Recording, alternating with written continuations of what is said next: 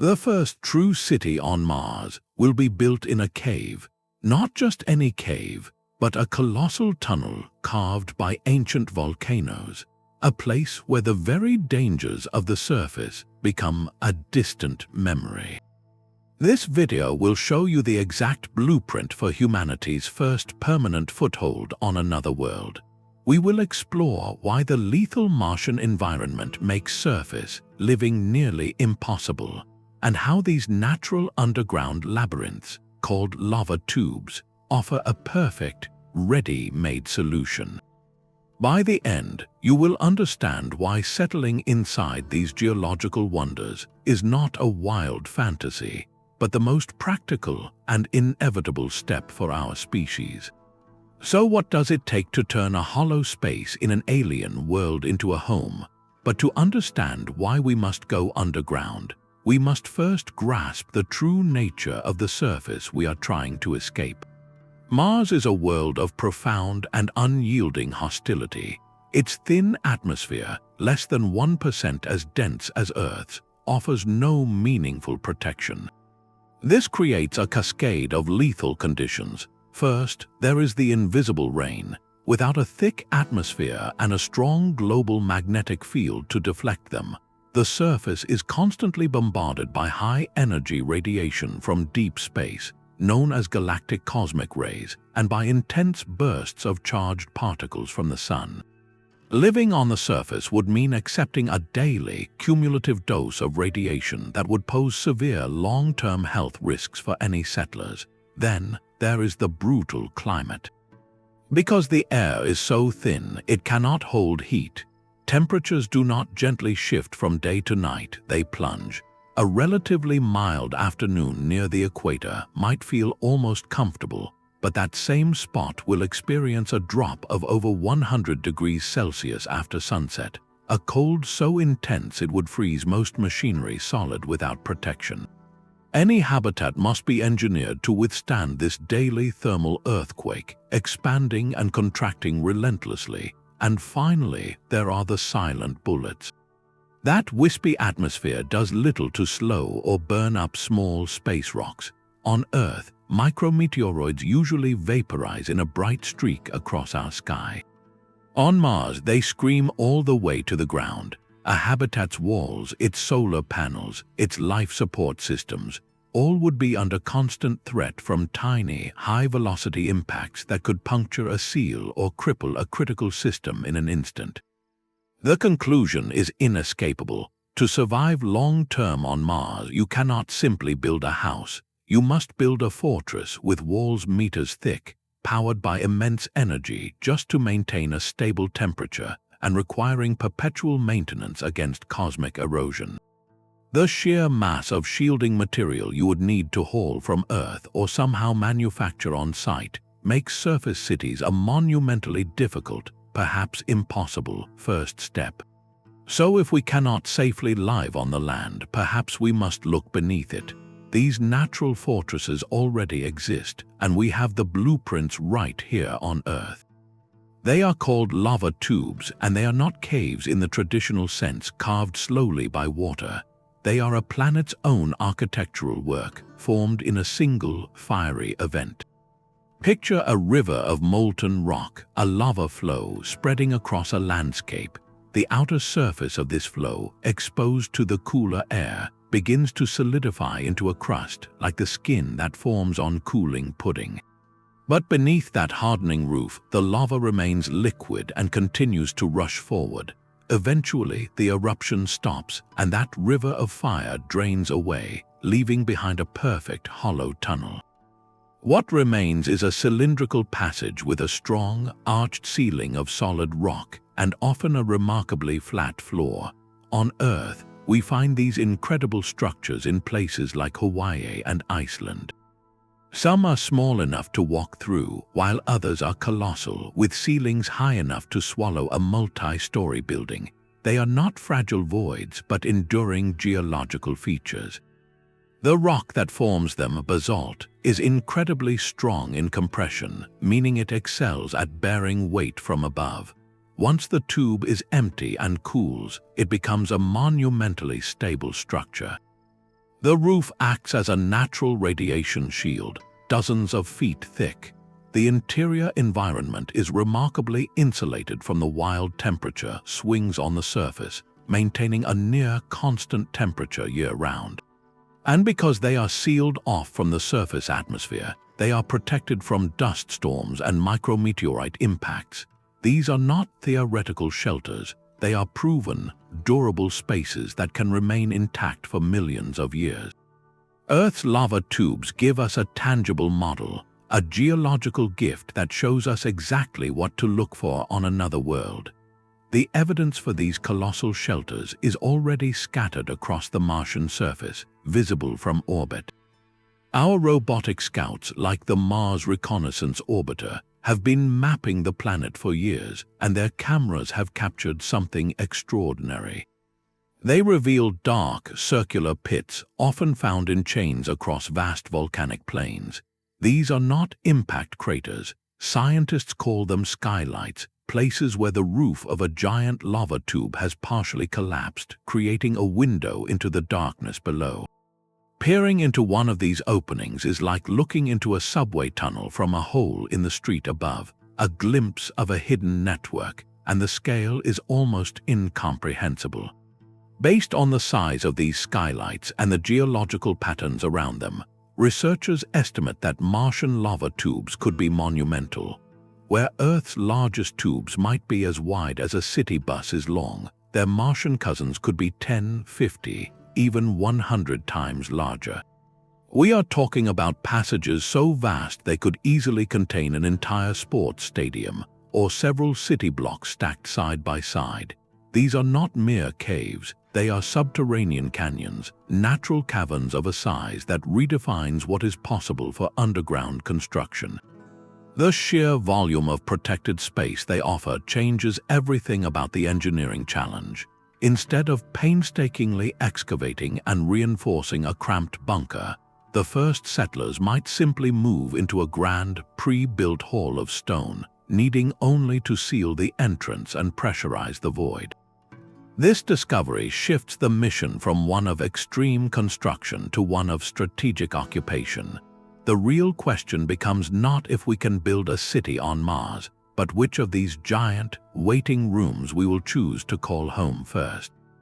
This is the single greatest gift a lava tube offers, a ready-made fortress against an invisible storm.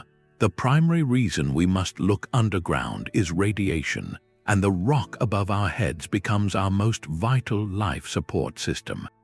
On Mars, the two main threats are galactic cosmic rays, which are high-energy particles from distant supernova, and solar particle events, sudden bursts from our own sun.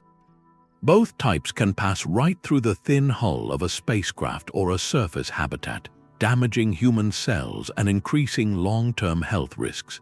To block them, you need mass, a thick barrier of material to absorb the energy. On Earth, our entire atmosphere provides this shielding, a blanket of air miles thick. On Mars, we have to create that protection ourselves. Building a surface dome with walls thick enough to be safe would require moving and processing thousands of tons of local rock, or launching impossibly heavy shields from Earth. A lava tube solves this with staggering efficiency. The ceiling is already there, a natural arch of solid basalt rock, often covered by many more meters of overlying soil and regolith. This isn't just a wall, it's a geological shield. Research suggests that just 2 to 3 meters of Martian regolith overhead can provide radiation shielding equivalent to Earth's entire atmosphere. A typical lava tube roof provides many times that thickness, so by simply moving in, settlers gain a level of safety that would be the single most expensive and complex achievement of any surface construction project. The energy saved, the launch mass eliminated, the risk avoided is almost incalculable. The tube doesn't just offer shelter, it offers a profound shortcut, turning a problem of immense engineering into one of simple real estate. You are not just buying land, you are purchasing a planetary-scale radiation vest, pre-installed and paid for by volcanic activity billions of years ago. Beyond blocking radiation, these underground chambers solve another relentless challenge: the punishing temperature swings of the Martian surface. Above ground, the thin air cannot hold heat, so when the sun sets, warmth vanishes into the void. A location can swing from a daytime high that feels almost temperate to a nighttime low colder than Antarctica's deepest winter, all within a single Martian day. For any surface habitat, this is a constant, brutal siege. The structure must be engineered like a thermos, with immense insulation and powerful, energy-hungry systems running constantly just to keep the interior livable. Heating a home when the outside temperature plummets over 100 degrees requires a staggering amount of power that a fledgling colony will not have to spare. A lava tube provides a breathtakingly simple solution through pure geology. The rock itself is a superb insulator. Just a few meters below the surface, the wild temperature oscillations of the day-night cycle are smoothed into a gentle, consistent curve. Inside a lava tube buried under that thick blanket of rock and soil, the environment finds a natural equilibrium. It settles into a steady, deep cold, yes, but one that is constant. Think of it like a root cellar or a deep cave on Earth, which stays cool in summer and avoids freezing in winter. The habitat engineers are not fighting a daily thermal battle. They are starting from a stable baseline. Instead of expending enormous energy to heat a box sitting in an environment that swings from an oven to a freezer, they only need to gently warm a space that is already holding a steady, if chilly, temperature. The difference in energy savings is monumental. It transforms the power budget for the entire colony. Those precious kilowatts, likely generated by limited solar arrays or a small nuclear reactor, can be redirected from sheer survival toward everything that makes a city function, from growing food in hydroponic labs to recycling water and manufacturing spare parts. The thermal stability of the tube is not just a comfort, it is an energy subsidy written in stone, a fundamental advantage that makes permanent settlement not just possible but sustainable. This geological roof also serves as a perfect shield against the relentless rain of space. On the surface, the thin Martian air offers almost no resistance to tiny, high-speed particles. Micrometeorites, often no larger than a grain of sand, streak down unimpeded and strike with the force of a bullet. Over time, this constant peppering is a serious erosive threat, capable of degrading structures, scratching viewports, and most dangerously, puncturing critical pressure seals or habitat walls. A single breach in the wrong place could spell disaster. Inside a lava tube, that threat simply vanishes. Dozens of meters of solid basalt and overlying soil stand between the interior and the void, an impenetrable barrier that has already withstood millions of years of such bombardment. The colony's most vital systems, its atmosphere processors, its water recyclers, its living quarters, are all inherently safe from this silent, unpredictable hazard. The rock overhead does the job of meters of advanced armor plating without any maintenance, power, or even a second thought from the inhabitants. It is a perpetual guarantee of structural integrity, written into the very ground they walk on. This protection extends to another infamous Martian phenomenon, the global dust storm. These are not gentle breezes but planet-engulfing events that can last for months, blotting out the sun and coating everything in a fine, abrasive powder. For a surface outpost, a major storm is a crisis. Solar panels, the likely primary power source for early missions, become useless as the sky darkens, forcing a reliance on limited stored energy.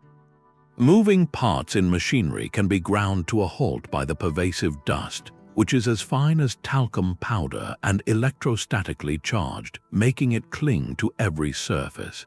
An underground settlement, however, views such a storm as little more than a change in the weather report. Its power systems, potentially a combination of nuclear, wind, or even surface solar arrays with automated cleaning systems, are designed for redundancy. More importantly, the living and working spaces, sealed behind an entrance lock or located deep within the tube network, remain entirely unaffected. The howling winds and swirling dust rage impotently far above, unable to seep into the pressurized sanctum below. Daily life continues uninterrupted, with the storm's passage noted only on instrument readings. This resilience transforms a potential colony-ending event into a manageable logistical footnote, allowing the community to focus its energy on growth and exploration rather than mere survival. The tube, therefore, is not just a shelter from immediate dangers, but a strategic stronghold that provides long-term operational stability in the face of a planet's most extreme moods. Building a city from scratch on another world is the ultimate construction project, but the lava tube offers a breathtaking head start. Imagine the monumental task of creating a pressurized, livable volume underground without this natural gift. You would need to deploy massive excavators or specialized 3D printers to slowly, painstakingly carve out or build up thousands of cubic meters of space from the unforgiving Martian bedrock. This process would consume staggering amounts of energy and time, two resources a pioneering colony will have in desperately short supply. Every kilowatt-hour spent digging is a kilowatt-hour not spent growing food, recycling air, or conducting science. The lava tube changes this equation completely. It provides the single most expensive component of an underground habitat, the empty space itself, as a prefabricated gift from the planet's volcanic past. This is not a cramped tunnel, but a grand, arch-ceilinged hall, a foundational shell that is already structurally sound. The geology itself has done the heavy lifting. The arched shape of a lava tube is a masterpiece of natural engineering, a form that distributes the immense weight of the overlying rock and soil with incredible efficiency. This means the colonists' work shifts from creation to modification. Instead of digging, they are outfitting. Their focus becomes reinforcing specific areas where stress might concentrate, like tunnel junctions or potential weak spots near the original skylight entrances, and most critically, creating a perfect seal. The entire interior volume must be made airtight against Mars's thin atmosphere. This involves lining the walls and floor with flexible membranes or spraying on layers of sealant, then installing rigid bulkheads and airlocks at the entrances. It is a complex task, yes, but it is orders of magnitude simpler, faster, and cheaper than creating the cavern in the first place. Think of it as the difference between having to first quarry the stone, cut the lumber, and pour the foundation for a house, versus walking into a sturdy, empty warehouse and simply installing the plumbing, wiring, and drywall. The lava tube is that warehouse, a ready-made foundation upon which the entire dream of a city can securely rest. A city cannot survive on shelter alone. It needs the raw materials to sustain life and fuel growth. Here, the geology that formed the lava tube may have also set the table for the colony's survival. Many of the largest and most promising lava tube networks are found in the vast volcanic plains of Mars, regions that also show strong evidence of containing a hidden treasure, subsurface water ice.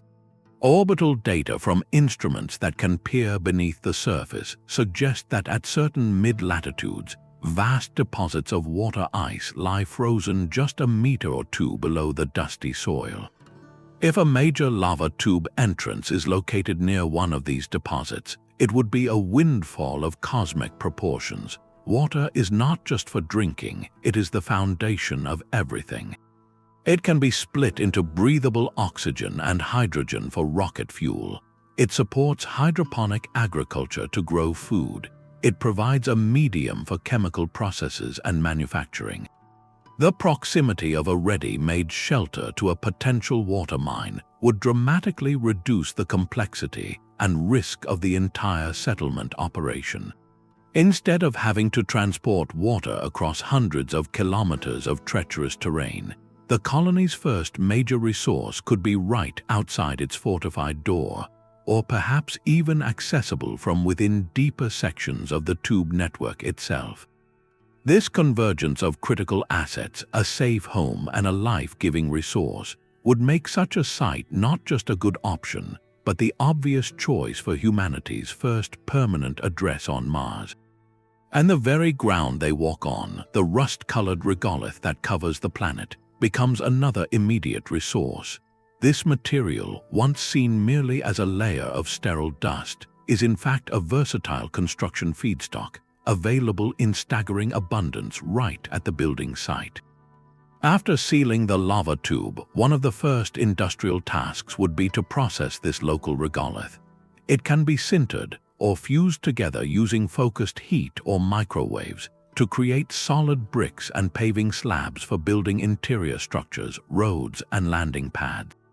It can be mixed with polymers to form a tough, sealant-rich concrete for further reinforcing walls. Crucially, it can also be used as a radiation shielding supplement. While the tube roof provides immense protection, additional layers of processed regolith bricks could be used to line the habitats of particularly sensitive areas, like nurseries or medical bays, creating an extra barrier for peace of mind. This turns what was once a pervasive nuisance, the dust that clogs machinery and coats solar panels, into the literal building blocks of civilization. The colony begins to live off the land from day one, using the planet's own substance to grow and fortify itself. This closed-loop philosophy, where waste is minimized and local materials are maximized, is the only way a distant outpost can hope to evolve into a self-sustaining city. The lava tube offers not just a roof but the quarry and the warehouse, all within a short walk of the front door. Yet this immense physical protection presents a profound psychological challenge. How do you build a thriving human community in a place where the sky is solid rock? The success of a Martian city will depend as much on the design of its social spaces as on the strength of its airlocks. The very scale of the lava tube, however, offers the solution to the claustrophobia it might otherwise induce. This is not a cramped bunker, but a cavernous volume that can be sculpted into something truly human. Architects and psychologists would work together to transform the raw geological space into a place that feels not like a refuge, but a home. The central concept would be to create vast, open communal plazas at the heart of the settlement. These would be the equivalent of a town square or a city park, expansive areas left clear of major infrastructure where people can gather, children can play, and a sense of shared openness can flourish. The high, arched ceilings could be fitted with broad-spectrum lighting arrays, programmed to mimic the natural progression of daylight, from a soft, warm morning glow to a bright midday and a gradual, golden evening fade. This artificial sun would do more than just illuminate. It would regulate the body's internal clock, maintaining healthy circadian rhythms in a world without a true day and night. Along the walls of these grand plazas and in dedicated atriums, vertical farms would rise, tier upon tier of lush greenery under the same life-giving lights. These would be functional food sources, yes, but also living, breathing gardens. The scent of soil and growing plants, the sight of green leaves and ripening fruits, would provide a vital psychological connection to life and growth, a stark and necessary contrast to the sterile red desert outside. In the largest central spaces, the ceiling itself could become a canvas.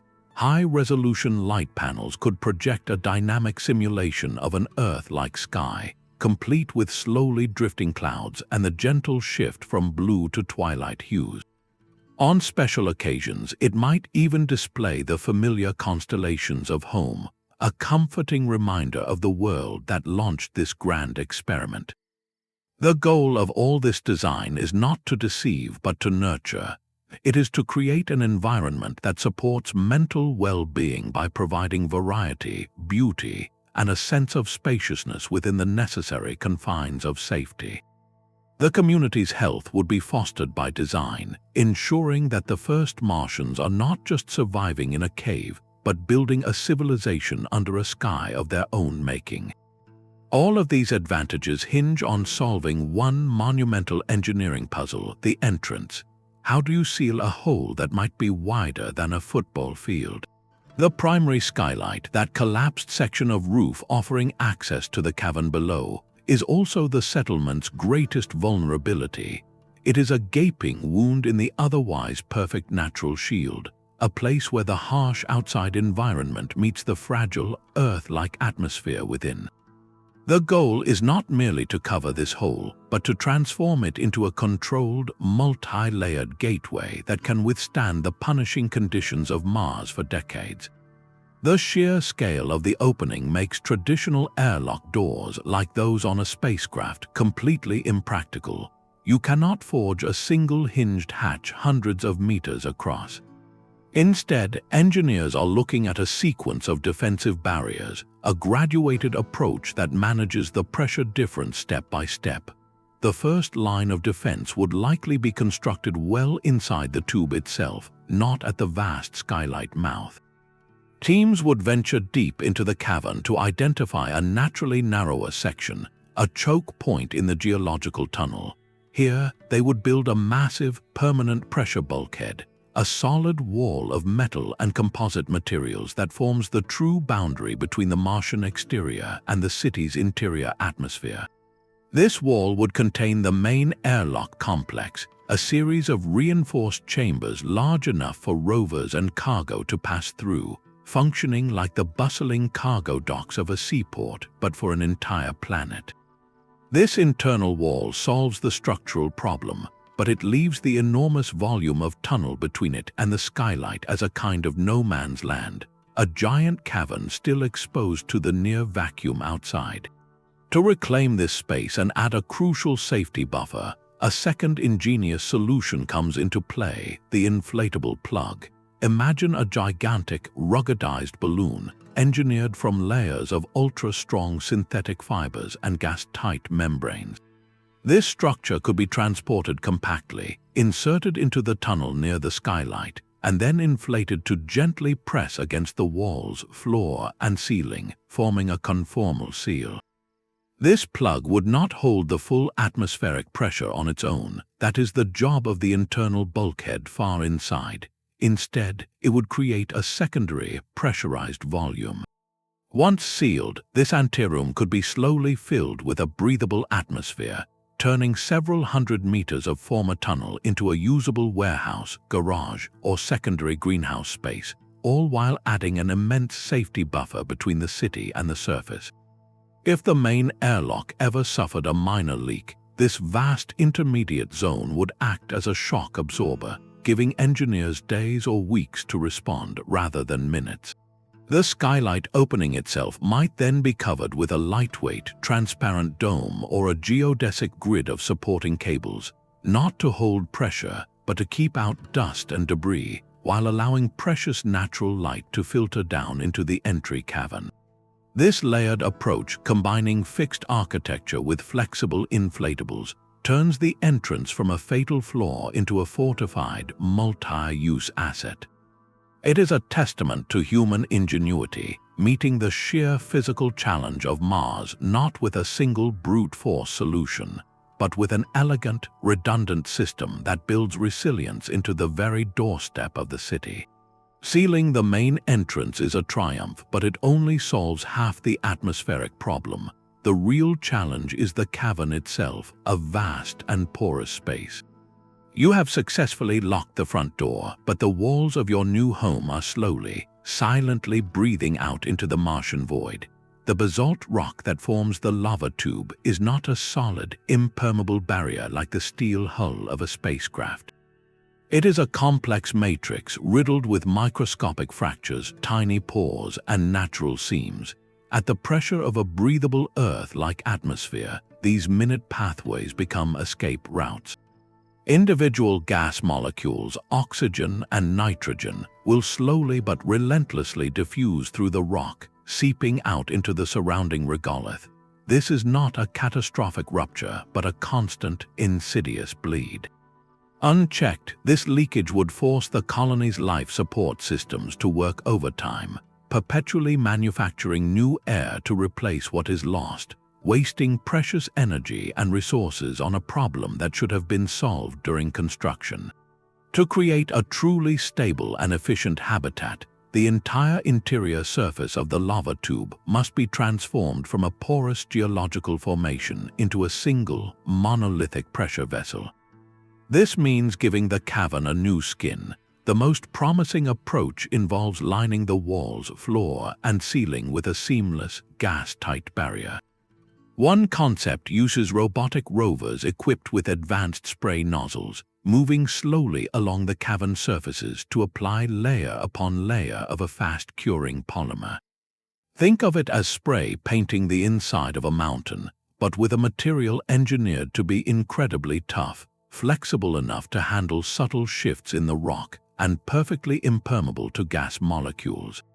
These robots would navigate the uneven terrain, building up a membrane that conforms to every contour, sealing the microscopic network of leaks in one continuous operation.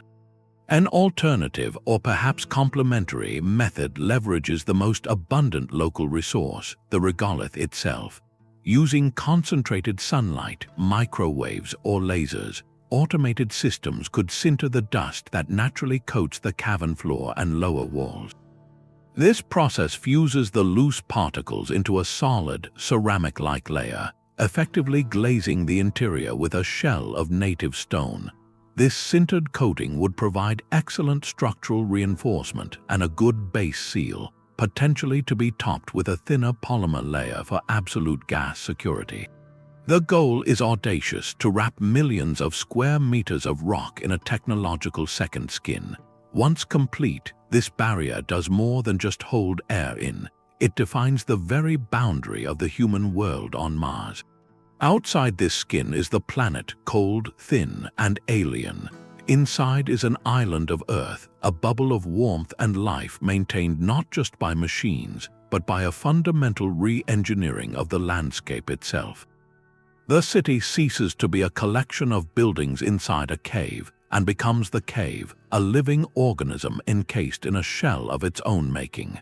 The sealed cavern is not a single room, but a new world waiting to be shaped.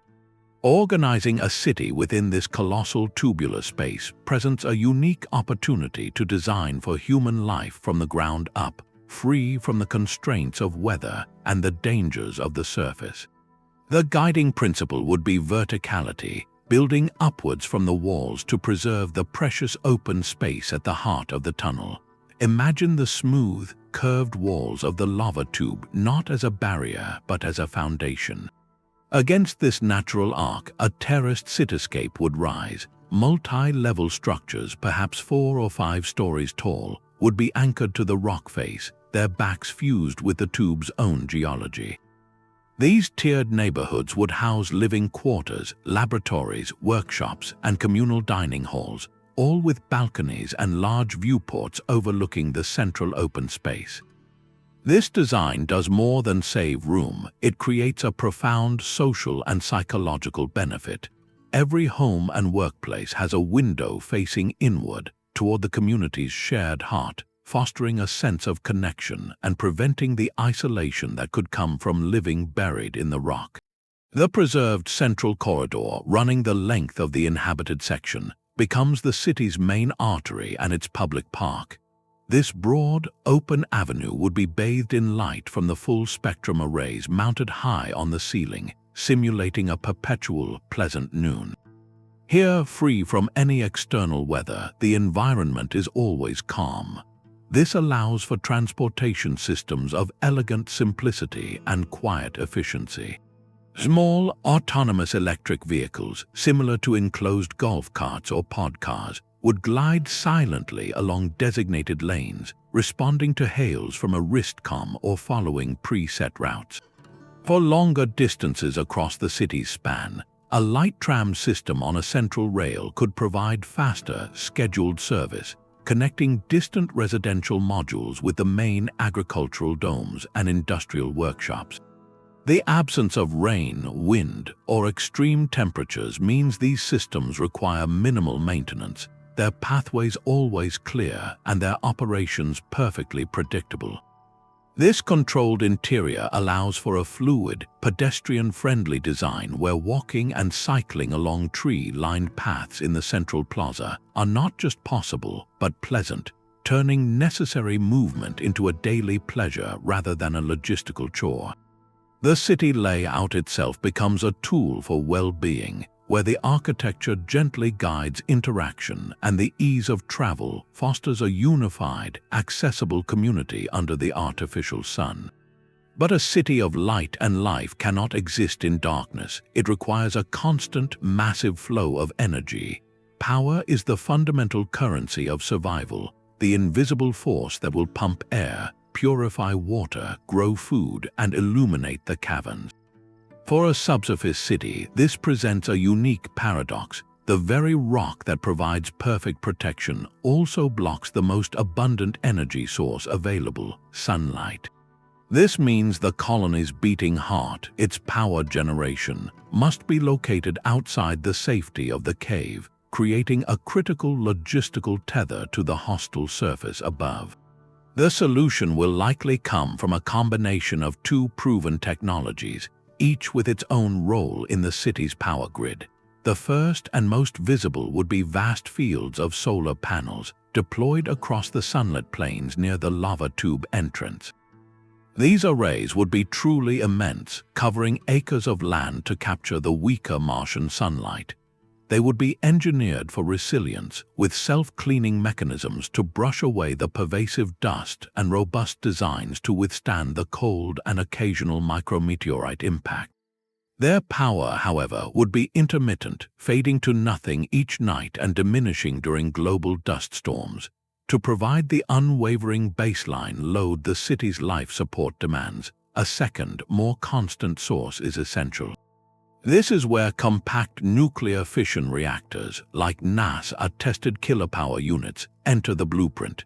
These are not the massive concrete complexes of Earth, but small, sealed systems that could generate a steady 10 kilowatts of electrical power or more for many years with minimal maintenance. A cluster of these reactors, safely positioned in a shielded area on the surface, would provide the dependable foundation of power that keeps the air recyclers humming and the water processors running through the long Martian night.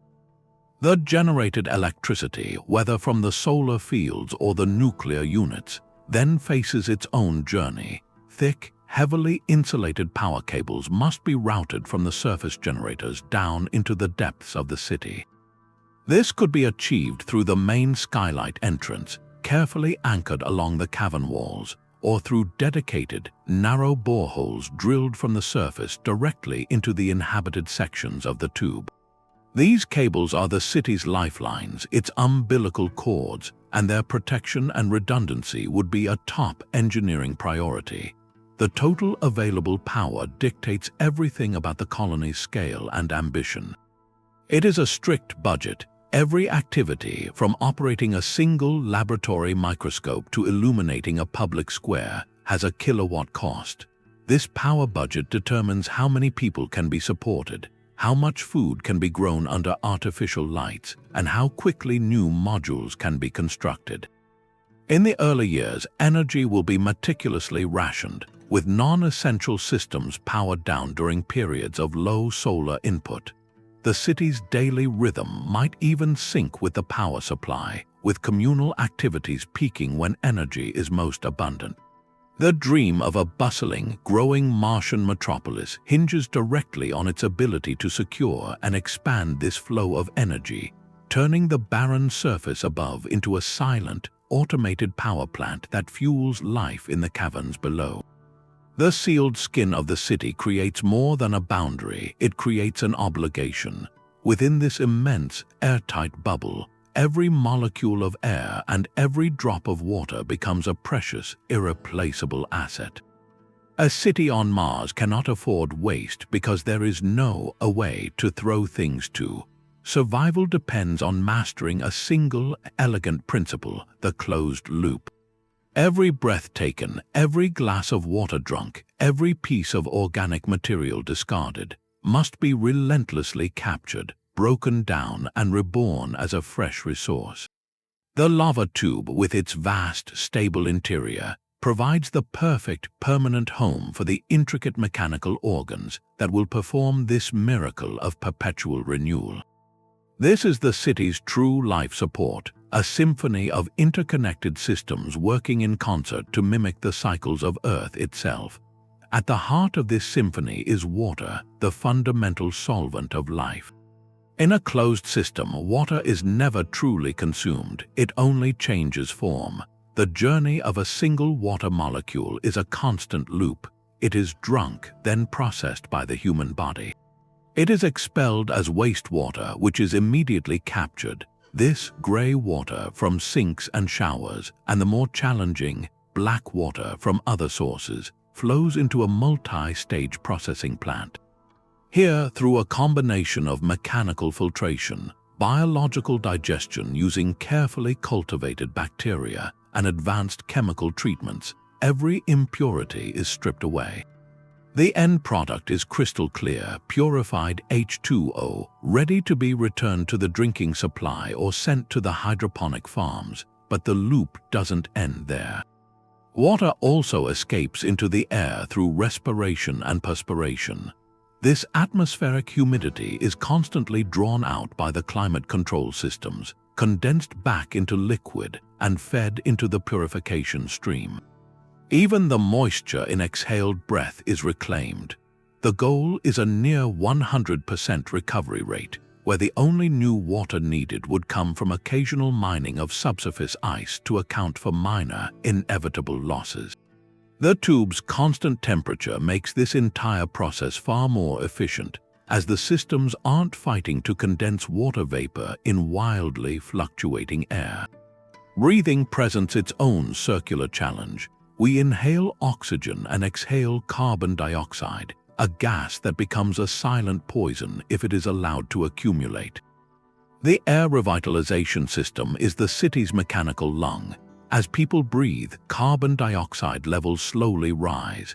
The air is continuously circulated through scrubbers, where specialized materials like zeolite minerals chemically bind with the CO2 molecules and pull them out of the atmosphere. But simply storing carbon dioxide is a dead end. The magic happens in the next step, where that captured carbon dioxide becomes the raw material for new oxygen. One method uses electrolysis, passing an electrical current through water to split it into oxygen and hydrogen, but this consumes a lot of power. The more elegant, bioregenerative solution integrates directly with the food supply. The scrubbed CO2 is pumped into the vast vertical farms where it acts as fertilizer for the growing plants. Under the full-spectrum lights, the crops perform photosynthesis, absorbing the carbon dioxide and releasing fresh oxygen back into the city's atmosphere. The plants in turn become food, and their inedible biomass is composted or fed into anaerobic digesters. This creates a beautiful symbiosis where human waste feeds the systems that grow the food that cleans the air that humans breathe. It transforms the colony from a group of consumers into an integral part of a living, breathing ecosystem housed within the stone. The final, crucial loop deals with what we leave behind: solid waste. In this city, there is no garbage truck making a weekly pickup to a distant landfill. Every scrap of material must be accounted for and repurposed. Organic waste, from food scraps to plant trimmings, is a resource not refused. It is composted to create rich soil for supplemental gardens, or fed into anaerobic digesters that break it down to produce nutrient-rich fertilizer for the farms, and even small amounts of methane that can be used as fuel. Even the solid waste from the water processing plants, after thorough sterilization, can be dried and processed into mineral supplements for soil or as raw material for industrial uses. Inorganic waste, like worn-out tools or packaging materials, faces a similarly rigorous fate. A dedicated recycling and fabrication workshop would use 3D printers and small smelters to melt down and reforge metal and plastic components into new tools, spare parts, or construction materials. The ultimate goal is to approach what engineers call mass closure, where the total mass of materials imported from Earth or mined locally remains constant inside the city, simply being reshaped and reused in an endless cycle of renewal. The protected, sprawling volume of the lava tube is what makes this ambitious factory-scale recycling possible. It provides the permanent real estate to house these complex, sometimes noisy and odor-managed facilities, safely separated from living quarters yet still within the armored embrace of the cavern. This closed-loop philosophy is the highest form of efficiency, turning survival into a state of graceful, perpetual balance. Turning a geological marvel into a city requires a precise, phased blueprint where each step builds a foundation for the next. The very first phase happens long before human boots ever touch the red soil with an army of robotic pioneers. These precursor missions would descend into the chosen lava tube through a skylight entrance, but their job is not to build, it is to understand. Equipped with LiDAR scanners, ground-penetrating radar, and a suite of environmental sensors, these rovers would create a complete, three-dimensional map of the entire cavern network, down to the millimeter.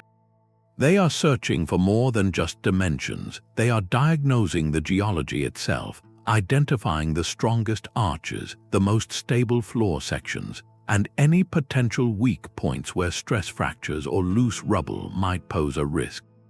Only with this exhaustive survey in hand can the real robotic work begin. Following the map, specialized machines would move in to perform critical stabilization. This might involve using laser or microwave emitters to sinter and strengthen fragile sections of the wall, or deploying robotic arms to bolt vast mesh nets across expansive ceilings in areas deemed less stable, creating a supportive web against any minor rockfall. Simultaneously, other robots would begin the monumental task of sealing the cavern's porous skin, using the spray-on polymer or regolith sintering techniques to create that crucial gas-tight barrier. This robotic vanguard does the dirty, dangerous, and precise foundational work in the absolute vacuum and cold of the untouched tube, preparing a clean, safe, and stable shell for everything that follows. With a cavern mapped, reinforced, and sealed, the next wave delivers the tools for internal creation. The first major shipments from Earth would not be finished buildings, but the systems to make them. Two primary technologies would take center stage, each playing to a different strength.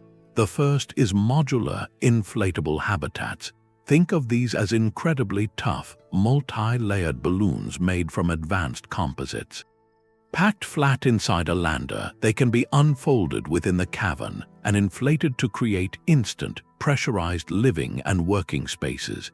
These modules are the colony's early lifeboats, providing a safe place for the first crew to live and work while more permanent construction begins around them.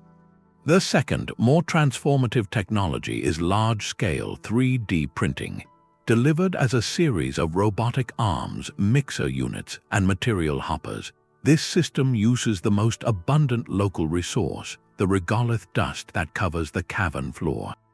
The printer mixes this fine powder with a binding agent, often a polymer that can itself be manufactured from local materials, to create a thick, paste-like concrete.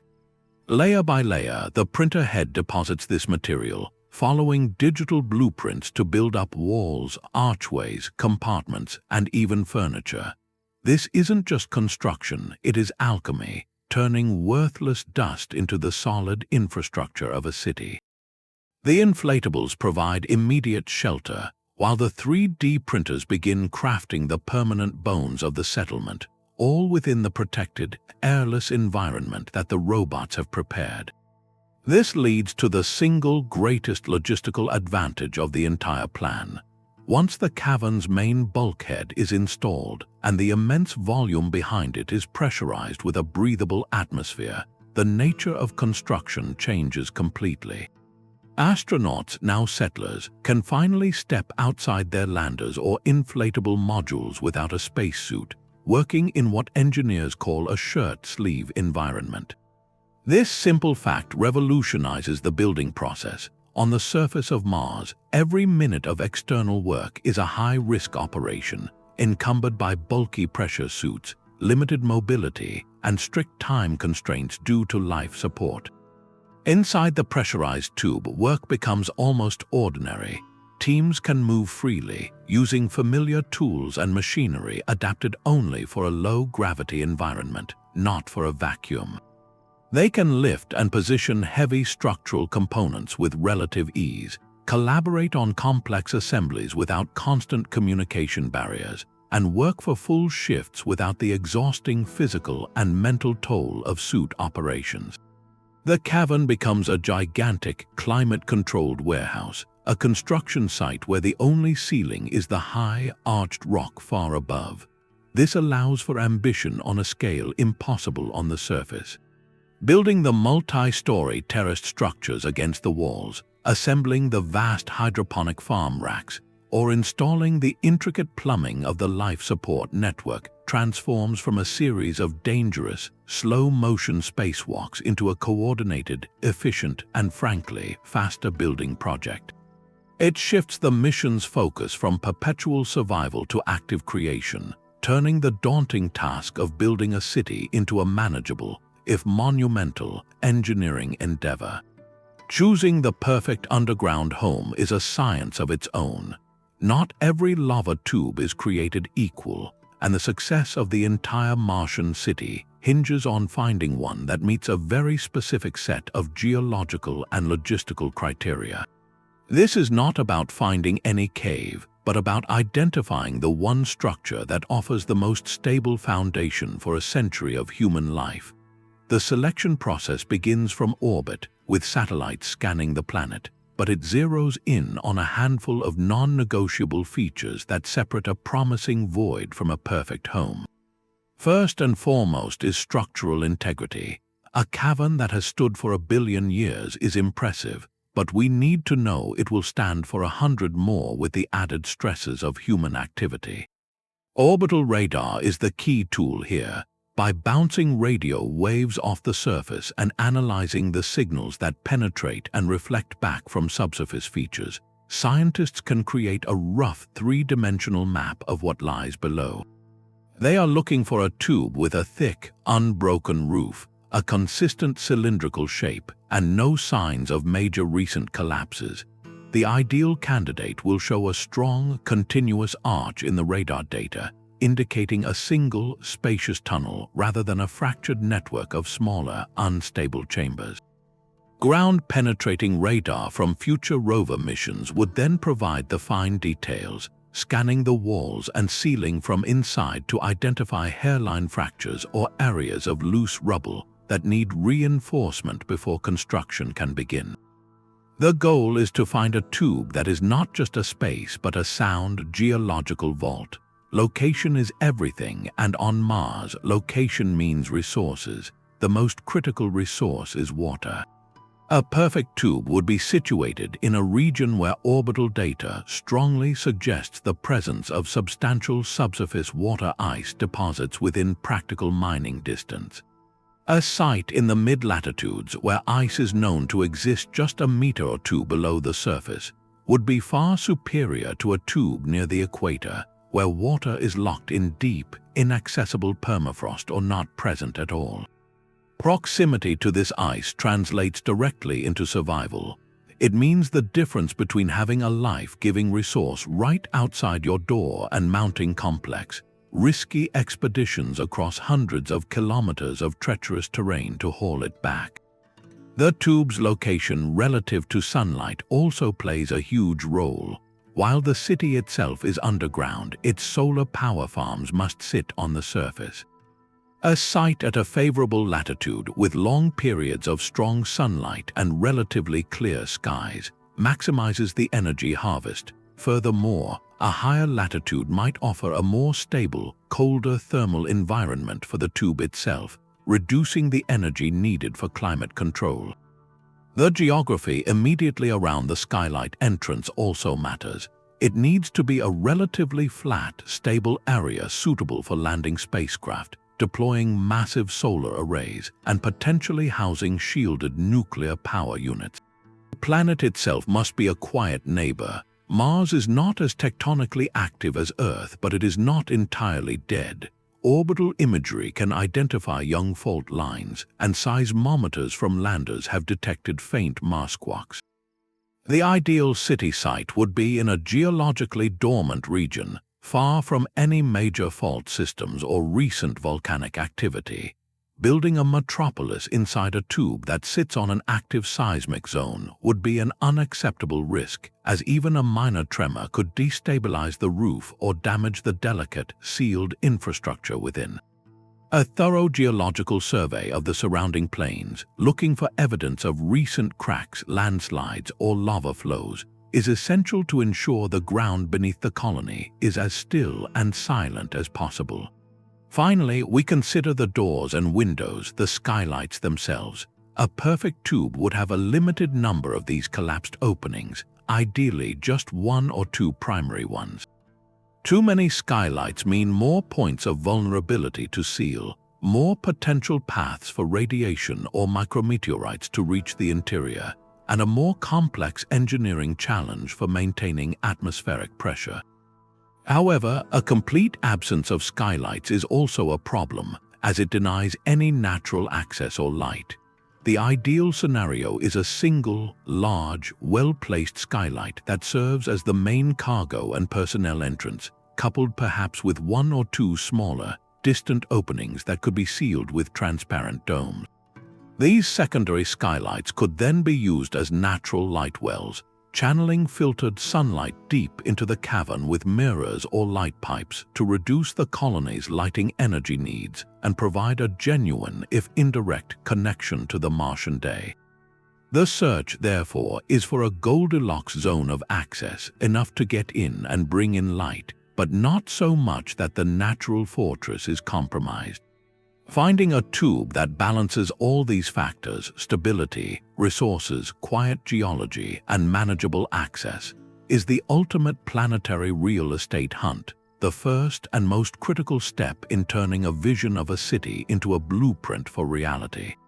The city's blueprints are drawn in steel and stone, but its foundation must also be written in law.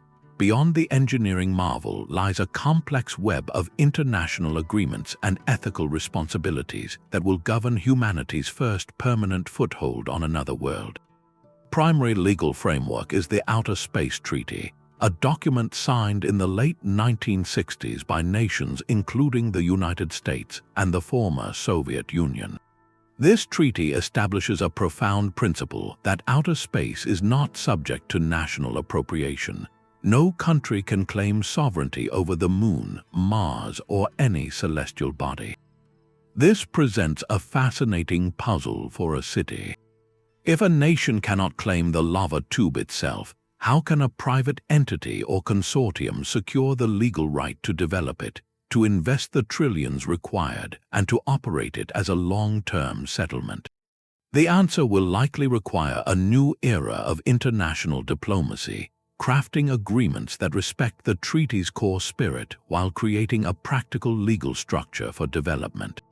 This might resemble the model used for Antarctica or the seabed, where nations agree to use an area for peaceful scientific and economic purposes under shared guidelines without asserting traditional territorial ownership. The first group to establish a sustained presence in a prime lava tube won't plant a flag and declare it theirs, but they will need a universally recognized right to safely operate and build there, a legal certainty that allows the immense project to move forward. Alongside this question of ownership comes a deeper, more profound responsibility: planetary protection. A sealed lava tube, isolated from the surface for billions of years, is not just a shelter, it is a pristine time capsule. It is one of the most likely places on Mars where scientists hope to find evidence of ancient microbial life, preserved in the cold, dry, and radiation-shielded darkness. The very act of entering and pressurizing such an environment risks forever altering it. Dust stirred by robot treads, microbes inevitably brought from Earth on equipment. Even the warmth and humidity of a human presence could contaminate this fragile record. Before any city rises, teams of astrobiologists would need to conduct an exhaustive robotic survey of the entire cavern, sampling walls and floors with sterilized instruments, searching for any biosignatures, any chemical hints that life once existed there. Areas of special scientific interest might be designated as permanent preservation zones, sealed off behind transparent barriers and studied remotely, even as the city grows around them. The entire settlement's design would incorporate strict biological containment protocols, treating the Martian environment not as a blank slate, but as a protected wilderness area of the highest order. The goal is a careful balance to build a home for humanity while preserving the irreplaceable scientific heritage of Mars itself, ensuring our first city does not erase the very history we traveled so far to discover. The ultimate argument for a subterranean city is written not in rock, but in a budget spreadsheet. The staggering expense of establishing a permanent human presence on Mars means every decision must be weighed against a brutal calculus of cost versus capability. When we compare the projected price tags of a surface metropolis to a lava tube city of the same population and function, the financial logic becomes as clear as the engineering benefits. A surface city must be constructed entirely from the ground up, or more accurately, from orbit down. Every single component of its radiation shielding, the meters-thick walls of regolith bricks or imported composite materials, represents mass that must be launched from Earth at astronomical cost or manufactured on-site with energy-intensive processes. The habitat structures themselves are not just buildings, they are individual pressure vessels, each requiring its own complex life support, redundant seals, and structural reinforcement to handle the massive daily temperature swings. This is a city of 1,000 fortresses, each one a custom engineering challenge. The constant battle against micrometeorite erosion adds a perpetual maintenance cost, and the threat of global dust storms demands oversized power storage or backup nuclear systems to survive months of darkness. The initial capital outlay is immense, and the operational costs to simply maintain a survivable environment never cease. A lava tube city flips this economic model on its head. Yes, the initial phases present their own complex and expensive challenges: robotic precursor missions for mapping and stabilization, the development of large-scale sealing technologies, and the delivery of heavy initial infrastructure like the main airlock bulkhead. These are formidable upfront investments, but once that threshold is crossed, the economic landscape transforms. The single most expensive line item for a surface base, radiation and micrometeorite shielding, is provided at nearly zero marginal cost by the geology itself.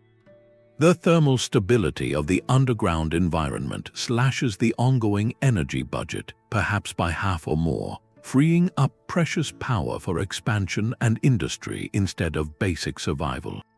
Construction shifts from custom fabrication of every pressurized module to the systematic outfitting of a single, gigantic pre-existing volume. Using local regolith as the primary feedstock for 3D printed structures turns a waste product into a construction material, drastically reducing the need to import building supplies. The economies of scale become profound. Instead of building one habitat, then another, you are illuminating and partitioning a space that can house thousands from the very beginning. The operational savings compound year after year. Lower energy needs mean smaller, less expensive power systems.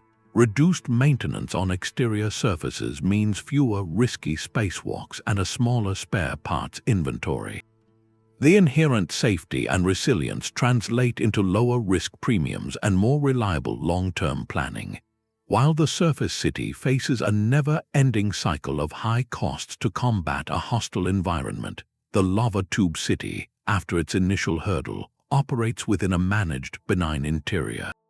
This makes the subterranean approach not merely an alternative, but the only financially sustainable path for a colony that must grow from an outpost into a true, self-sufficient city. It transforms the Martian settlement from a perpetual drain on resources into a viable, long-term investment. The lava tube is not just a shelter, it is the economic engine that will make a Martian civilization possible. That initial beachhead will look nothing like the city that follows. The first human footprints on Mars will likely land near a cluster of small, rugged surface habitats, a scientific outpost clinging to the planet's skin. This is the essential proving ground, a place to test life support, conduct surface exploration, and learn to operate in the Martian environment. But a base is not a city. It is a temporary camp, a collection of interconnected modules housing perhaps a dozen crew members on rotating tours of duty, entirely dependent on resupply from Earth. Its purpose is survival and science, not community or legacy.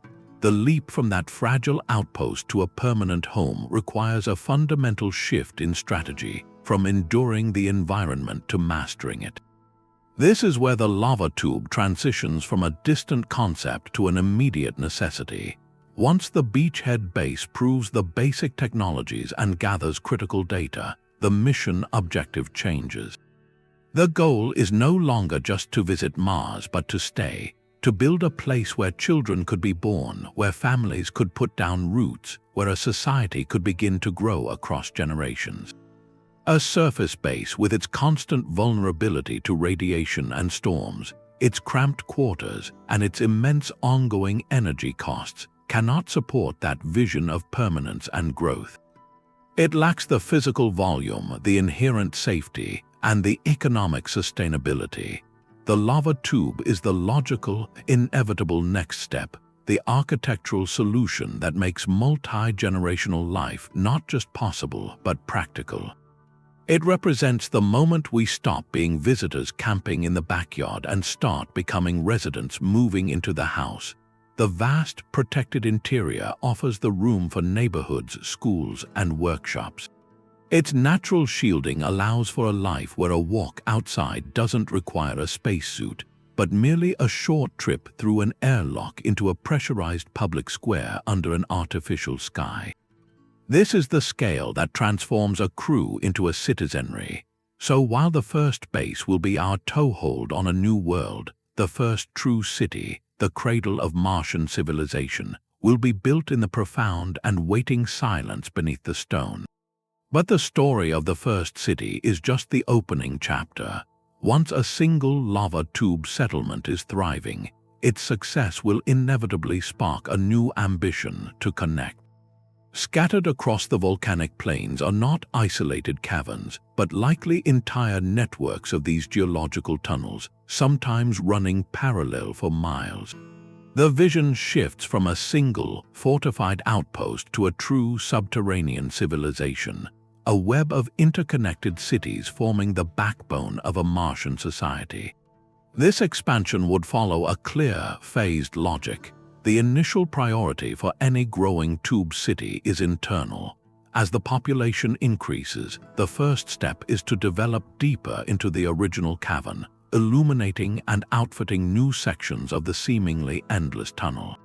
Workshops, additional hydroponic rings, and new residential terraces would extend further from the original core, like neighborhoods spreading along a main street.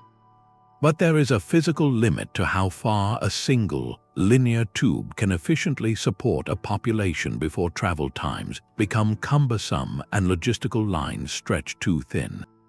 This is when the gaze turns outward toward the dark skylights of neighboring tubes visible on orbital surveys just a few kilometers away.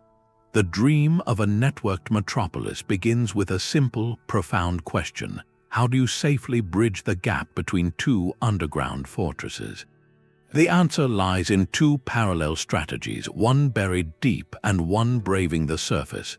The most secure method would be to dig. Advanced tunnel boring machines, powered by the colony's nuclear reactors, could begin the slow, deliberate work of carving connecting passages through the bedrock between lava tubes. These would not be the vast, natural caverns, but engineered transit corridors, just wide enough for a vehicle or a high-speed transit pod. Crucially, they would be drilled at a depth that maintains the same protective rock shield as the tubes themselves. This creates a continuous subsurface highway system, allowing people and goods to flow between tube cities without ever being exposed to the surface environment. It is the ultimate expansion of the safe interior world. The journey from one city to another would feel no different than a subway ride on Earth, a quiet trip through a well-lit, pressurized tunnel. However, tunneling is energy-intensive and slow. For faster connections over longer distances, or to reach tubes that are not easily accessible by deep drilling, a surface solution emerges. This would not be an unprotected highway, but a heavily fortified surface corridor. Imagine an above-ground transit tube, prefabricated from sections of robust, radiation-shielded material. These sections could be manufactured in the industrial zones of the first city, then transported to the surface and assembled along a prepared roadbed. The finished corridor would be a pressurized, climate-controlled passage, perhaps elevated on pylons to avoid difficult terrain. Its walls would be thick enough to block radiation and withstand micrometeorite strikes, and it would be equipped with its own independent life support and power systems. Entering this surface corridor from one lava tube city would involve passing through an airlock, boarding a vehicle, and then speeding across the Martian landscape in complete safety, watching the alien terrain flash by through reinforced viewports. These surface links would act as the intercity highways connecting regional hubs, while the deep bored tunnels would form the local streets between closely clustered communities. Over decades, this dual approach could weave separate lava tube settlements into a single, resilient organism, a distributed metropolis where the failure of one life support system or the blockage of one tunnel does not doom the whole, but merely reroutes the flow of life through a different path. This interconnected network would become the defining infrastructure of a mature Martian civilization, turning isolated bastions of survival into a unified, thriving world beneath the stone. The journey from a temporary outpost to a permanent home on Mars is not a question of will but of where. The evidence we have walked through points to a single, inescapable conclusion. Ancient volcanic lava tubes offer a unique and powerful convergence of natural advantages that directly solve the most severe existential threats of the Martian surface. They provide a ready-made shield against lethal radiation, a gift of profound thermal stability, a structurally sound volume of immense space, and a foundation for closed-loop life support. Each of these is not merely a convenience, but a decisive answer to a problem that would otherwise demand staggering energy, mass, and risk to overcome. When viewed together, this is not a list of separate benefits, but a synergistic blueprint. The radiation shielding enables long-term health, the thermal stability slashes energy needs, the pre-built space accelerates construction, and the sealed environment allows for sustainable recycling. This convergence transforms the monumental challenge of settling another world from a series of desperate engineering feats into a strategic act of occupation and adaptation. Building within these geological wonders is therefore not the stuff of science fiction, but a deeply practical and likely inevitable strategy. It represents the most logical path for establishing humanity's first enduring foothold on another world. The challenges of sealing the entrance, lining the cavern, and establishing power are formidable, yet they are finite engineering problems with clear pathways to solutions. They stand in stark contrast to the perpetual, open-ended struggle of maintaining a city under the unfiltered hostility of the Martian sky. Choosing the lava tube is not a retreat underground, but a deliberate move to higher ground, to a position of strength and sustainability from which true growth can begin. This approach fundamentally reshapes our vision of what it means to become an interplanetary species. It suggests that our future among the stars may not be found in domes on barren plains, but within the sheltered spaces that planets themselves provide. It is a future built with humility and ingenuity, where we listen to the geology of a new world and use its own ancient architecture as the foundation for our newest beginnings. By learning to live within the protective embrace of an alien landscape, we take the first real step toward not just visiting Mars, but truly making it a home.